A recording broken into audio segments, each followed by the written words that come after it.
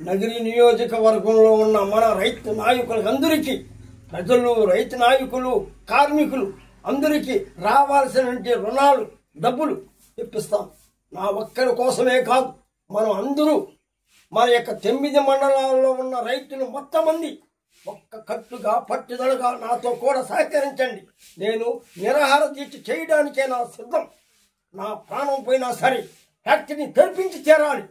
కాబట్టి మీరు దయదలచండి. మీకు అందరికీ డబ్బులు చేరాల్సిన డబ్బులు కార్మికులు కష్టపడి రాత్రింబోగులు చేశారు. రైతులందరూ, సాటి రైతులు, నా రైతులందరూ కష్టపడి రాత్రింబోగులు చెరుకు తోలి మనకి డబ్బులు చెల్లించలేదు.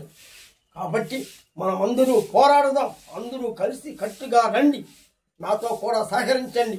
నేను నిండ్ర మండలం రైతు నాయకుడు, తెలుగుదేశం పార్టీ రైతు నాయకుడిని. నేను కొప్పేడు గ్రామ రైతు బిడ్డ జిఎస్ కృష్ణమూర్తిని. నా కోరిక తీర్చండి, రండి, సహకరించండి.